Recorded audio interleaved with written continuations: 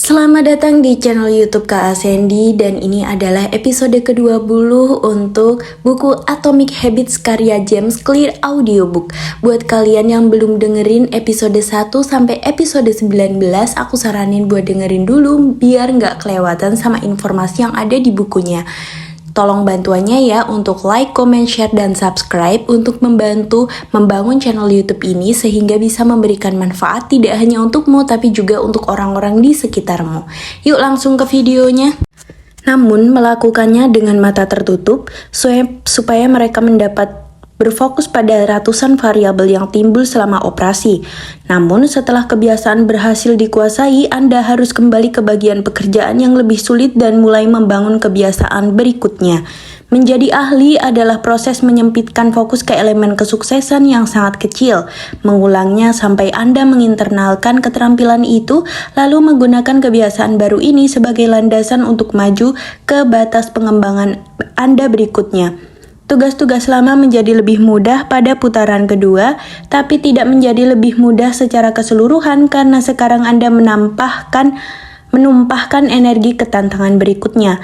Tiap kebiasaan membuka kunci ke tingkat performa berikutnya. Ini siklus yang tiada akhir. Walaupun kebiasaan-kebiasaan itu sangat berguna, yang Anda perlukan adalah cara untuk mempertahankan performa sepanjang waktu agar Anda dapat terus memperhalus dan memperbaikinya. Tepat pada saat inilah Anda mulai merasa telah menguasai suatu keterampilan, tepat ketika sesuatu mulai terasa otomatis dan Anda menjadi nyaman. Jadi, Anda harus menghindari jatuh ke jebakan rasa puas diri. Bagaimana solusinya?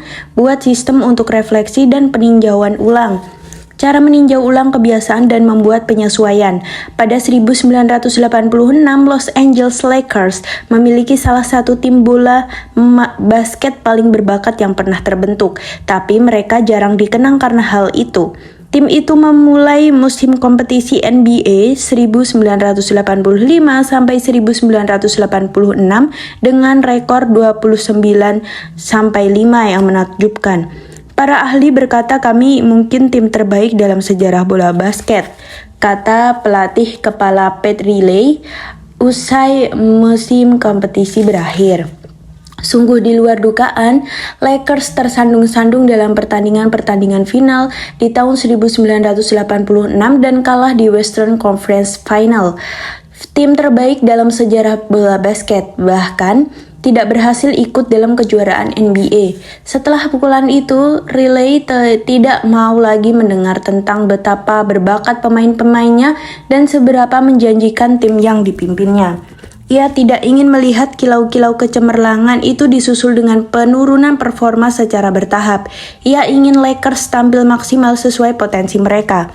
Dari pertandingan satu ke pertandingan berikutnya, pada musim panas 1986, ia menciptakan rencana kerja yang akan dia kerjakan. Sistem ia disebut program Career Based Effort atau CBE. Ketika pemain baru bergabung dengan Lakers, jelas Riley, kami melacak statistik bola basket mereka sampai ke tingkat SMA. Saya menyebutnya taking the number. Kami mencari alat ukur yang akurat tentang apa yang mampu dilakukan oleh seorang pemain, lalu membentuknya agar sesuai dengan rencana kami untuk tim. Berdasarkan pandangan bahwa ia akan mempertahankan, lalu meningkatkan rata-ratanya. Setelah menentukan garis dasar tingkat performa seorang pemain, Riley menambahkan langkah kunci. Ia meminta tiap pemain memperbaiki output dengan sekurang-kurangnya 1% selama musim pertandingan. Lalu mereka sukses. Itu akan menjadi CBE atau Career Based Effort, mirip British Cycling Team yang kita bahas di bab 1. Lakers mengejar performa puncak dengan menjadi sedikit lebih baik setiap hari. Riley berhati-hati dengan menegaskan bahwa CBE tidak hanya terkait dengan titik-titik atau statistik, melainkan tentang mengerahkan upaya terbaik secara spiritual, mental, dan fisik. Para pemain mendapat kredit ketika memberikan lawan berlari mendekat ketika pemain itu tahu bahwa wasit akan meniup peluit karena foul diving sewaktu mengejar bola lepas. mencoba merebut bola kembali entah berhasil atau tidak, membantu teman satu tim ketika pemain yang ia kawal sudah melewatinya, dan perbuatan-perbuatan kepahlawanan kecil lain. Sebagai contoh, Magic Johnson, pemain bintang Lakers pada masa itu mempunyai 11 poin, 8 rebound, 12 assist, dan 5 turnover dalam suatu pertandingan. Magic juga memperoleh kredit untuk kepahlawanan kecil dengan diving setelah kehilangan bola +1. Akhirnya ia bermain dengan total 33 menit dalam pertandingan imajinernya. Angka-angka positif 11 tambah 8 tambah 12 tambah 2 tambah 1 di total menjadi 34. Kemudian kami menguranginya dengan 5 turnover, 34 kurangi 5 menjadi 29. Akhirnya kami membagi 29 dengan 33 menit yang dimainkan. 29 per 33 sama dengan 0,879. Angka CBE Magic adalah 879. Angka ini dihitung untuk semua pertandingan yang dimainkan oleh seorang pemain, dan CBE rata-rata harus ditingkatkan 1% oleh seorang pemain selama satu musim kompetisi. Riley membandingkan CBE terkini tiap pemain dengan tidak hanya performa yang sudah berlalu, tapi juga CBE pemain lain dalam liga. Sebagaimana kata Riley, kami memeringkat anggota tim bersama lawan di liga yang bermain di posisi sama dan memiliki definisi peran yang hampir sama. Menurut artikel olahraga Jackie McMillan mengatakan, Riley mengumumkan atlet terbaik dalam liga dengan cetak tebal di papan pengumuman tiap minggu dan mengukur mereka terhadap pemain-pemain yang setara di kelas yang sama.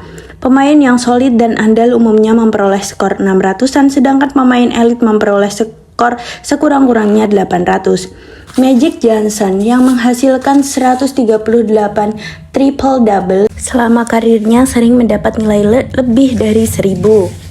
The Lakers juga menekankan kemajuan tahun demi tahun dengan membuat perbandingan historis atas data CBE, kata Riley. Kami membandingkan November 1986 dengan November 1985, lalu menunjukkan kepada pemain apakah mereka menjadi lebih baik atau lebih buruk pada poin yang sama dalam musim kompetisi sebelumnya. Kemudian kami menunjukkan angka performa masing-masing untuk Desember 1986 ya dibandingkan dengan hasil November. Lakers menerapkan CBE pada Oktober 1986. 8 bulan kemudian mereka menjadi juara NBA. Tahun berikutnya, Pat Riley mengantar timnya ke gelar juara berikutnya dengan menjadikan Lakers tim pertama dalam 20 tahun yang memenangi kejuaraan NBA berturut-turut. Setelah itu, ia berkata, mempertahankan upaya adalah hal terpenting untuk proyek apapun. Cara meraih kesuksesan adalah dengan belajar melakukan sesuatu dengan benar lalu melakukannya dengan cara yang sama setiap kali.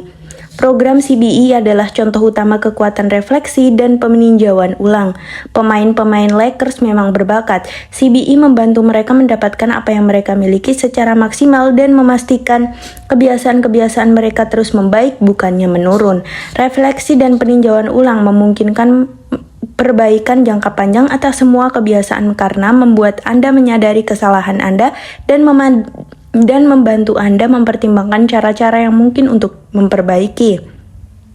Tanpa refleksi, kita bisa mencari-cari alasan, membuat rasionalisasi, dan berbohong pada diri sendiri. Kita tidak memiliki proses untuk menentukan apakah performa kita naik atau turun dibanding kemarin. Juara di semua bidang menggunakan bermacam-macam cara untuk refleksi dan peninjauan ulang, dan proses itu tidak harus rumit. Pelari Kenya Eliud Kipchoge adalah salah seorang pelari maraton terhebat sepanjang masa dan peraih medali emas Olimpiade. Ia masih membuat catatan atas setiap latihan yang ia baca lagi setelahnya, untuk mencari bagian-bagian yang dapat ia sempurnakan. Begitu pula perenang medali emas Katie Ledecky mencatat kebugaran pada skala 1-10 dan menyertakan catatan tentang apa yang ia makan serta seberapa baik ia tidur. Ia juga menyimpan catatan waktu yang dibuat oleh perenang-perenang lain. Pada tiap akhir pekan pelatihnya ikut membaca catatannya dan menambahkan saran. Ternyata tidak hanya atlet, ketika pelawak Chris Rock menyiapkan materi baru, ia tampil dulu di klub-klub kecil sebanyak belasan kali dan menguji ratusan lawakannya. Ia membawa catatan ke panggung dan mencatat bagian mana yang berhasil dan bagian mana yang perlu diperbaiki. Beberapa baris lawakan yang betul-betul sukses dan bertahan akan membentuk tulang punggung pertunjukan berikutnya. Saya kenal eksekutif dan investor yang mempunyai jurnal keputusan atau decision journal. Tempat ia mencatat keputusan-keputusan penting yang dibuat tiap minggu, mengapa ia membuatnya, dan hasil apa yang diharapkannya. Ia meninjau ulang pilihan-pilihan pada akhir tiap bulan atau tahun untuk melihat di mana ia melakukan kesalahan. Perbaikan tidak hanya tentang membentuk kebiasaan, tapi juga tentang menyempurnakannya. Refleksi dan peninjauan ulang menjamin Anda mengarahkan waktu pada hal-hal yang benar dan membuat koreksi arah setiap kali diperlukan. Seperti Petri Lay mengoreksi usaha pemain-pemainnya setiap malam. Anda tidak ingin mempertahankan suatu kebiasaan kalau kebiasaan itu tidak efektif. Secara pribadi, saya menerapkan 2 cara pokok untuk refleksi dan peninjauan ulang. Tiap Desember, saya membuat ulasan tahunan atau annual review untuk mencermati kiprah saya selama setahun yang baru berlalu. Saya menilai kebiasaan-kebiasaan saya selama tahun itu dengan menghitung berapa banyak artikel yang saya terbitkan, berapa banyak olahraga yang saya kerjakan, berapa banyak tempat baru yang saya kunjungi, dan sebagainya. Kemudian saya merenungkan kemajuan atau kemunduran dengan menjawab 3 pertanyaan berikut. Yang pertama, apa yang berjalan dengan baik tahun ini? Yang kedua, apa yang tidak berjalan dengan begitu baik tahun ini? Dan yang ketiga, apa yang saya pelajari dari hal itu? 6 bulan kemudian ketika musim panas tiba, saya membuat apa yang disebut laporan integritas atau integrity report. Seperti semua orang lain, saya melakukan banyak kesalahan. Laporan integritas membantu saya menyadari di mana saya salah dan memotivasi saya untuk kembali ke jalur semula. Saya menggunakannya sebagai kesempatan untuk menghayati kembali nilai-nilai pokok saya serta mempertimbangkan apakah saya sudah siap dengan cara yang sesuai. Inilah saatnya saya merenungkan identitas saya dan bagaimana saya dapat berusaha menjadi tipe orang yang saya inginkan. Laporan integritas tahunan saya menjawab 3 pertanyaan berikut. Apa nilai-nilai pokok yang menggerakkan hidup dan kerja saya? Yang kedua, bagaimana saya hidup dan bekerja dengan integritas sekarang ini? Yang ketiga, bagaimana saya dapat menetapkan standar lebih tinggi pada masa mendatang? Kedua laporan ini tidak memakan waktu lama, hanya beberapa jam setiap tahun, tapi merupakan saat-saat yang sangat penting dalam rangka penyempurnaan. Laporan-laporan ini mencegah penurunan bertahap yang terjadi ketika perhatian saya kurang. Laporan-laporan ini menjadi pengingat tahunan untuk meninjau kembali identitas yang saya dambakan dan mempertimbangkan bagaimana kebiasaan-kebiasaan saya membantu saya menjadi sosok orang yang saya inginkan. Laporan-laporan itu menunjukkan kapan saya harus mengupgrade kebiasaan-kebiasaan saya dan mengambil tantangan baru, serta kapan saya harus berjuang keras lebih lagi serta berfokus pada hal-hal yang mendasar.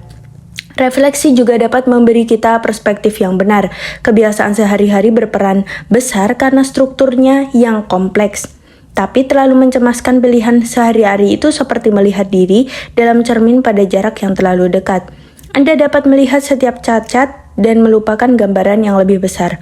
Umpan baliknya bisa terlalu banyak. Sebaliknya, tidak pernah meninjau ulang kebiasaan sama seperti tidak pernah bercermin.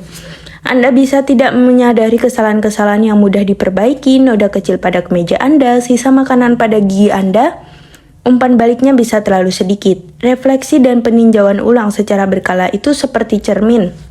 Pada jarak mengobrol yang normal, Anda dapat menyaksikan perubahan-perubahan penting harus dilakukan tanpa kehilangan gambaran yang lebih besar.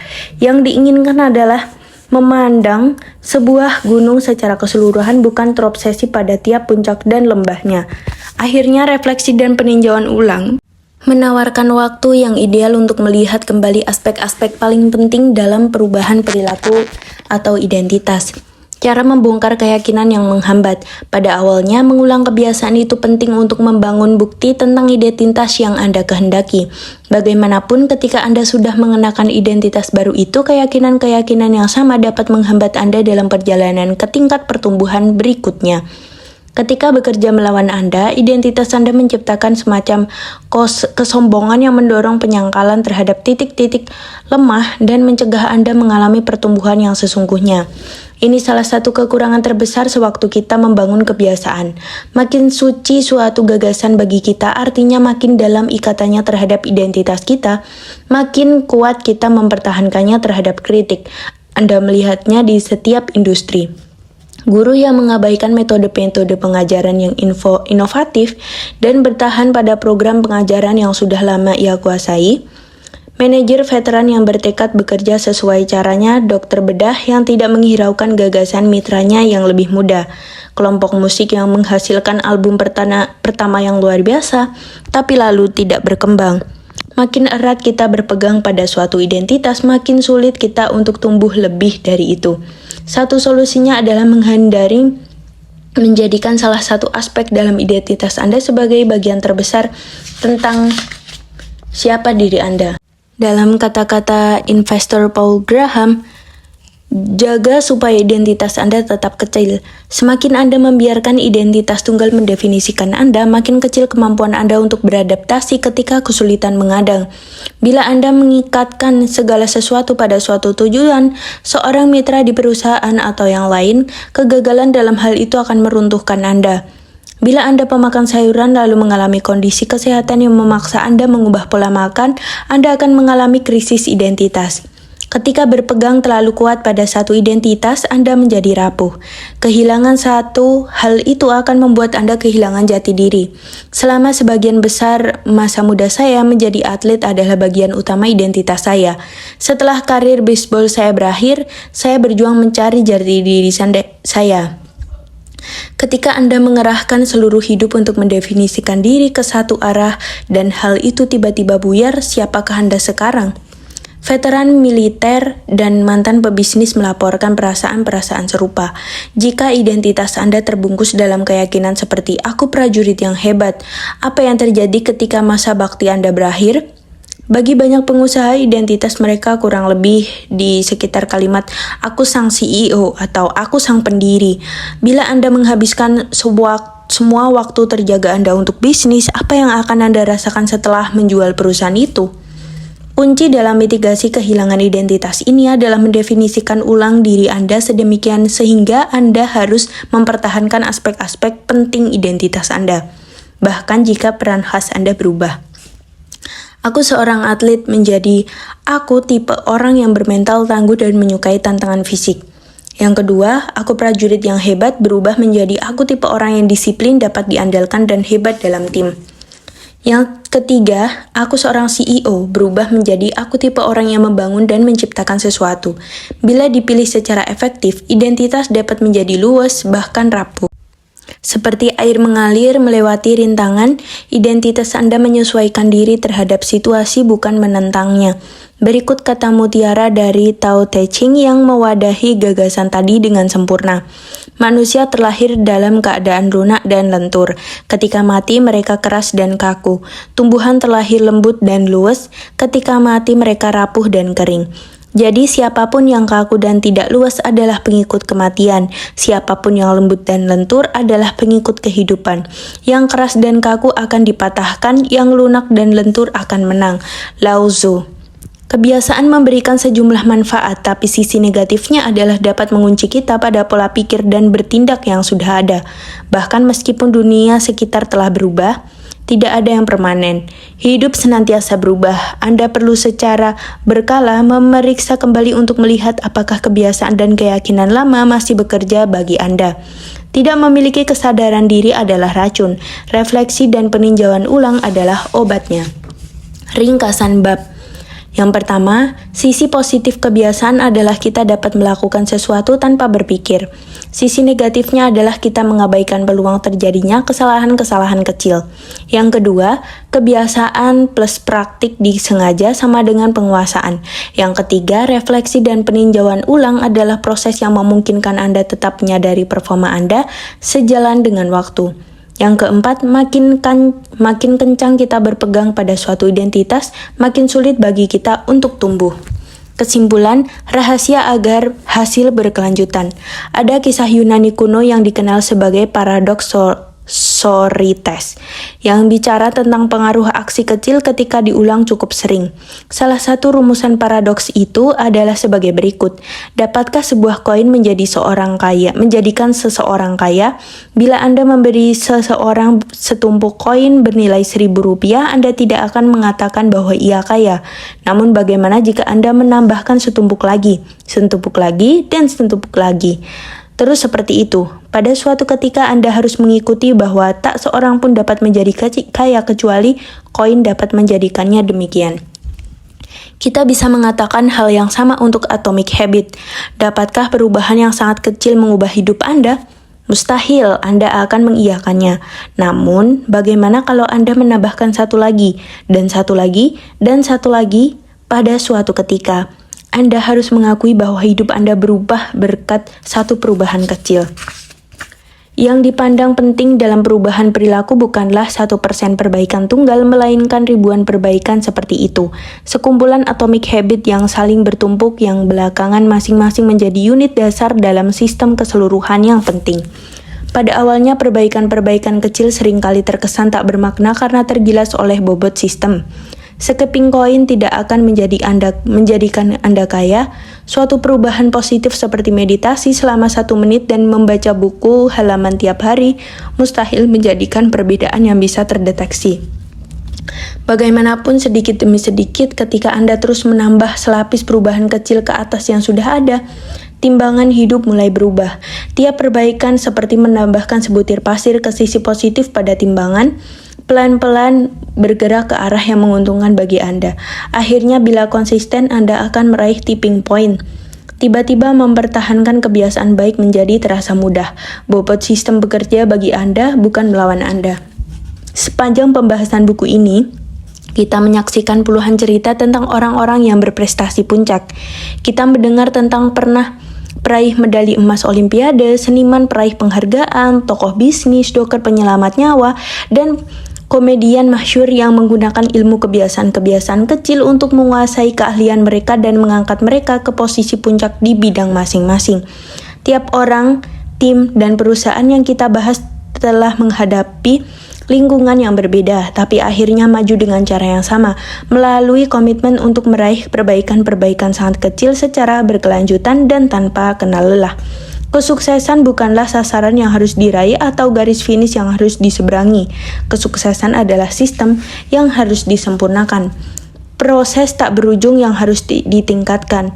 Dalam bab 1 saya berkata, jika Anda merasa sulit mengubah kebiasaan, masalahnya bukan Anda, masalahnya adalah sistem Anda. Kebiasaan buruk berulang lagi dan lagi bukan karena Anda tidak ingin berubah, melainkan karena Anda memiliki sistem yang keliru untuk mendapatkan perubahan. Karena buku ini hampir selesai, saya berharap kebalikannya yang benar. Dengan kaidah keempat perubahan perilaku, Anda memiliki seperangkat alat dan strategi yang dapat Anda gunakan untuk membangun sistem dan membentuk kebiasaan yang lebih baik. Kadang suatu kebiasaan sulit diingat dan Anda perlu menjadikannya terlihat. Kali lain, Anda merasa tidak ingin memulainya, jadi Anda perlu menjadikannya menarik. Dalam banyak kasus, Anda mungkin mendapati bahwa sebuah kebiasaan akan berlalu sulit dan Anda perlu menjadikannya mudah. Dan ada kalanya Anda merasa tidak ingin mempertahankannya, jadi Anda akan perlu menjadikannya memuaskan. Perilaku-perilaku di sini mudah. Perilaku-perilaku di sini sulit. Yang mudah, nyata menjadi tak terlihat. Menarik menjadi tidak menarik. Mudah menjadi sulit, memuaskan menjadi mengecewakan. Anda ingin mendorong kebiasaan-kebiasaan Anda yang baik ke sisi kiri dalam spektrum dengan menjadikannya terlihat, menarik, mudah, dan memuaskan. Sementara itu, Anda ingin mengelompokkan kebiasaan-kebiasaan buruk ke sisi kanan dengan menjadikannya tak terlihat, tidak menarik, sulit, dan mengecewakan. Ini proses yang berkelanjutan, tidak ada garis finish, tidak ada solusi yang permanen. Setiap kali mencari perbaikan, Anda dapat berotasi seputar kaidah keempat perubahan perilaku sampai Anda menemukan kemacetan berikutnya. Menjadikannya terlihat, menjadikannya menarik, menjadikannya mudah, menjadikannya memuaskan. Berulang-ulang, selalu cari cara berikutnya untuk mendapatkan 1% yang lebih baik. Rahasia mendapatkan hasil yang berkelanjutan adalah jangan pernah berhenti melakukan perubahan. Betapa menakjubkan hasil yang dapat Anda bangun seandainya Anda tidak berhenti. Betapa menakjubkan bisnis yang dapat Anda bangun seandainya Anda tidak berhenti berusaha. Betapa menakjubkan perawakan yang Anda bangun seandainya Anda tidak berhenti berlatih. Betapa menakjubkan pengetahuan yang Anda dapat ketika Anda bangun seandainya Anda tidak berhenti belajar. Betapa menakjubkan kekayaan yang dapat Anda bangun seandainya Anda tidak berhenti menabung. Betapa menakjubkan pertemanan yang Anda dapat bangun seandainya Anda tidak berhenti bersikap peduli. Kebiasaan-kebiasaan kecil tidak hanya bertumpuk, kebiasaan-kebiasaan itu membentuk gabungan yang dahsyat.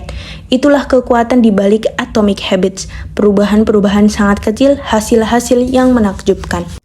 Lampiran. Apa yang sebaiknya Anda baca setelah ini? Terima kasih banyak sudah meluangkan waktu untuk membaca buku ini. Senang sekali dapat membagikan karya ini kepada Anda. Jika Anda mencari sesuatu untuk dibaca setelah ini, izinkan saya menawarkan saran. Jika menikmati Atomic Habit, berarti Anda mungkin menyukai tulisan saya yang lain pula. Artikel-artikel terakhir saya yang diunggah dalam buletin mingguan saya yang gratis.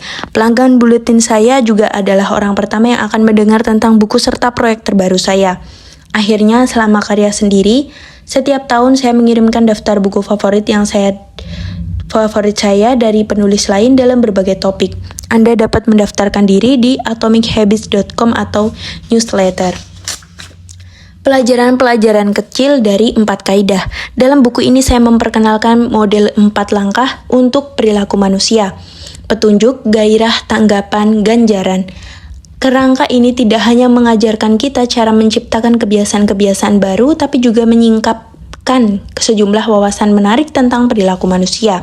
Fase masalah ada 2, yaitu petunjuk, dan yang kedua, gairah. Fase solusi ada 2, yaitu tanggapan, dan yang keempat, ganjaran. Dalam subbab ini, saya menghimpun sejumlah pelajaran dan akal sehat yang ditegaskan oleh model tersebut. Contoh-contoh ini adalah menekankan betapa bermanfaat dan luas kerangka ini ketika menjelaskan perilaku manusia. Begitu memahami model ini, Anda akan menyaksikan contoh di mana-mana. Kesadaran datang sebelum hasrat. Gairah atau hasrat meluap-luap terjadi ketika Anda memberi makna pada suatu petunjuk. Otak Anda membangun emosi atau perasaan untuk menjelaskan situasi Anda yang saat ini, dan itu berarti gairah hanya dapat terjadi setelah Anda melihat kesempatan. Kebahagiaan muncul ketika hasrat tidak ada. Ketika Anda melihat suatu petunjuk tapi tidak ingin mengubah situasi itu, berarti Anda puas dengan situasi saat ini. Kebahagiaan bukan tentang peraihan kenikmatan yang setara dengan kegembiraan atau kepuasan, tapi terkait dengan ketiadaan hasrat. Kebahagiaan datang ketika Anda tidak merasakan desakan untuk merasakan hal yang berbeda. Kebahagiaan Anda adalah situasi yang Anda masuki ketika tak lagi ingin mengubah situasi Anda. Kendati demikian, kebahagiaan tidak abadi karena selalu ada hasrat baru yang mendatangi Anda. Seperti kata Kate Barridge, kebahagiaan adalah ruang antara satu hasrat yang terpuaskan dan hasrat baru yang sedang terbentuk. Begitu pula penderitaan adalah ruang antara gairah untuk mengubah keadaan dan saat ketika perubahan itu tercapai. Yang kita kejar adalah gagasan tentang kenikmatan. Kita mengejar bayangan kenikmatan yang kita munculkan dalam pikiran. Saat beraksi kita tidak tahu akan seperti apa untuk mendapatkan gambaran itu, atau bahkan apakah hal itu akan memuaskan kita. Rasa puas baru datang setelahnya. Inilah yang dimaksud oleh ahli saraf Austria Viktor Frankl ketika mengatakan bahwa kebahagiaan tidak dapat dikejar, kebahagiaan harus terjadi, hasrat dicari, kenikmatan berasal dari aksi. Damai terjadi ketika Anda tidak mengubah pengamatan Anda menjadi masalah. Langkah pertama dalam suatu perilaku adalah pengamatan. Anda melihat petunjuk sepenggal informasi peristiwa. Jika tidak ingin beraksi terhadap apa yang Anda amati, berarti Anda merasa damai. Gairah terkait dengan keinginan memperbaiki sesuatu. Pengamatan tanpa gairah adalah kesadaran bahwa Anda tidak perlu memperbaiki apapun. Hasrat Anda bukanlah sesuatu yang tak terkendali. Anda tidak berhasrat mengalami perubahan situasi. Pikiran Anda tidak membangkitkan masalah yang harus Anda pecahkan. Anda semata mengamati dan hadir dalam situasi itu. Dengan mengapa yang cukup kuat, Anda dapat mengatasi bagaimana yang seperti apapun. Friedrich Nietzsche, filsuf yang penyair Jerman terkenal karena menulis ia memiliki mengapa untuk hidup, mampu menanggung hampir semua bagaimana. Frasa ini mengandung kebenaran penting tentang perilaku manusia. Jika motivasi dan hasrat Anda cukup besar, yaitu mengapa Anda beraksi, Anda akan beraksi bahkan ketika yang Anda hadapi sangat sulit. Hasrat yang sangat besar dapat menghasilkan aksi yang dahsyat, bahkan ketika hambatan terbilang tinggi. Merasa ingin tahu itu lebih baik daripada menjadi orang cerdas. Termotivasi dan memiliki rasa ingin tahu lebih berperan daripada menjadi cerdas, karena inilah yang membuat orang beraksi. Kecerdasan tidak akan pernah memberikan hasil dengan sendirinya karena tidak menggerakkan Anda untuk beraksi. Hasrat bukan kecerdasan yang memicu perilaku, seperti kata Naval Ravikant. Kunci untuk melakukan sesuatu adalah menumbuhkan hasrat atas sesuatu itu. Emosi menggerakkan perilaku. Setiap keputusan adalah keputusan emosional di tingkat tertentu. Apapun alasan logis Anda untuk melakukan aksi, Anda semata merasa harus melakukannya karena emosi. Sesungguhnya orang dengan pusat emosi yang rusak pada otak dapat menyusun sejumlah alasan untuk beraksi, tapi tidak terdorong untuk beraksi karena tidak memiliki emosi untuk menggerakkan aksi itu. Itulah sebabnya gairah ada sebelum tanggapan. Perasaan hadir terlebih dahulu, baru setelah itu perilaku. Kita hanya bisa rasional dan logis setelah merasakan emosi.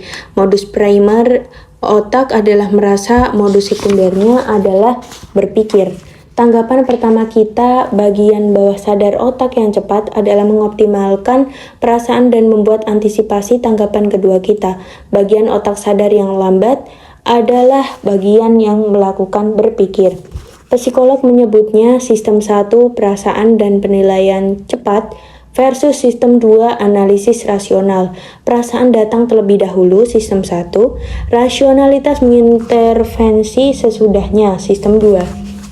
Hal ini bekerja dengan bagus ketika keduanya selaras, tapi menghasilkan pikiran-pikiran yang tidak logis dan emosional ketika tidak selaras. Tanggapan Anda cenderung mengikuti emosi. Pikiran dan aksi berakar pada apa yang menurut kita menarik, tidak harus pada yang logis.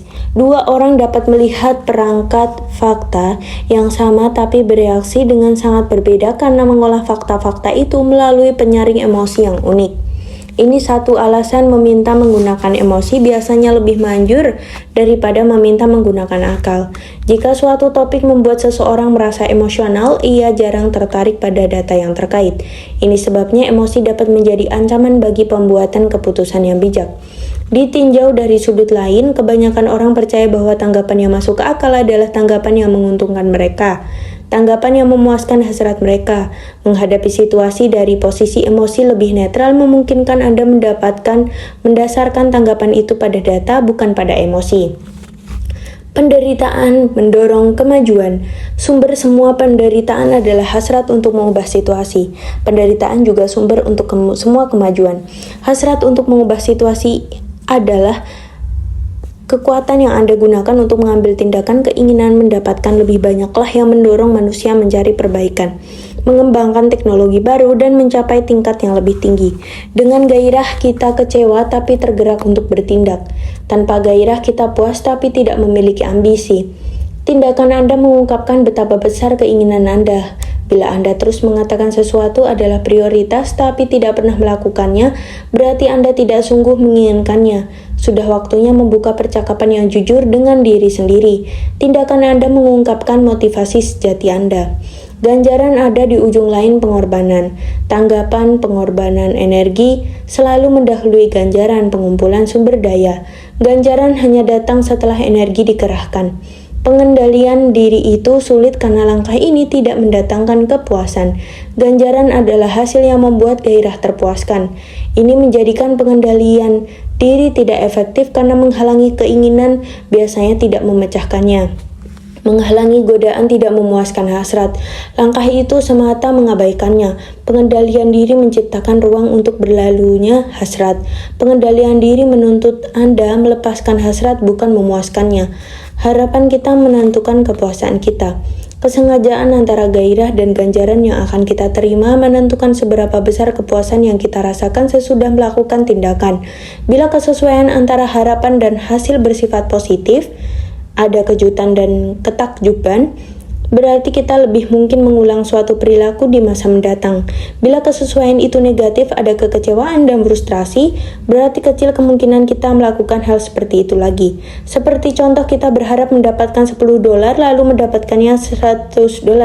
Anda merasa luar biasa senang bila mengharapkan $100 lalu mendapatkan $10. Anda merasa kecewa. Pengharapan Anda mengubah kepuasan Anda. Pengalaman umum yang didahului dengan pengharapan tinggi adalah kekecewaan. Pengalaman yang didahului dengan pengharapan rendah adalah ketakjuban. Ketika rasa suka dan keinginan kurang lebih sama, Anda merasa puas. Kepuasan sama dengan rasa suka yang keinginan. Inilah kearifan di balik ungkapan terkenal Seneca. Miskin itu bukan memiliki terlalu sedikit, melainkan menginginkan lebih banyak. Bila keinginan Anda melebihi rasa suka, Anda akan berlalu tidak putus asa. Anda senantiasa memberi bobot lebih pada masalah ketimbang pada solusi. Kebahagiaan itu relatif. Ketika saya mulai membagikan tulisan kepada banyak orang, perlu 3 bulan untuk mendapatkan 1.000 pelanggan. Ketika meraih tonggak keberhasilan itu, saya menceritakannya kepada orang tua dan kekasih saya. Saya berusaha tersanjung dan termotivasi. Beberapa tahun kemudian saya sadar sekarang 1.000 orang mendaftar setiap hari.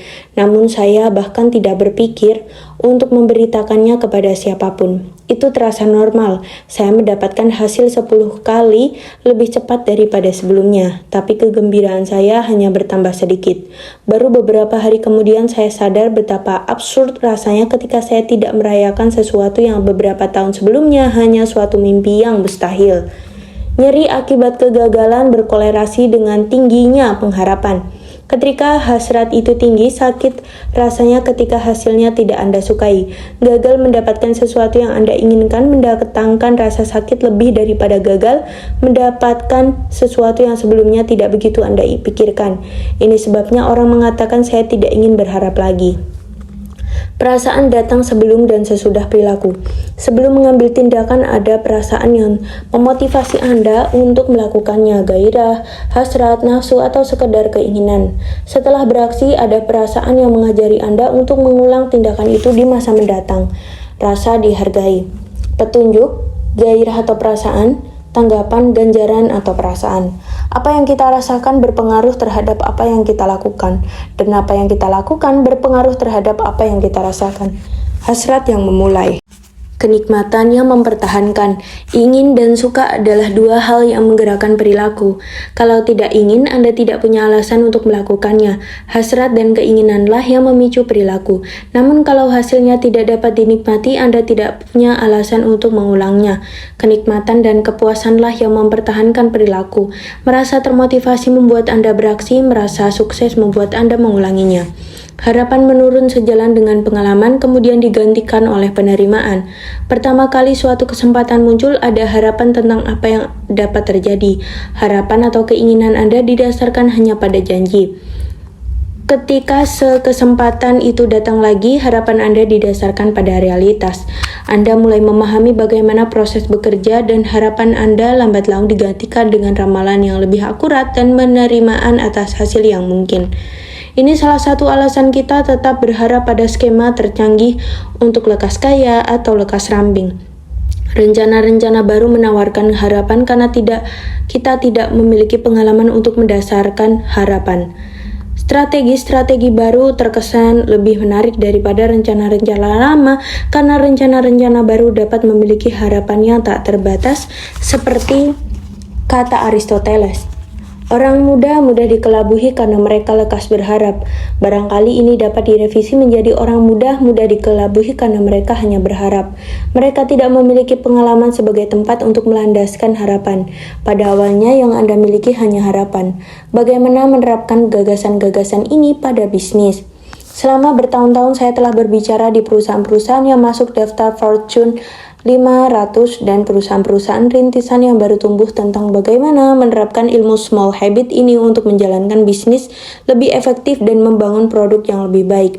Saya telah menghimpun banyak strategi paling praktis dan di situ adalah bab pendek sebagai bonus. Saya yakin Anda akan merasakannya sebagai tambahan yang sangat bermanfaat selain gagasan-gagasan utama yang dibahas dalam Atomic Habit.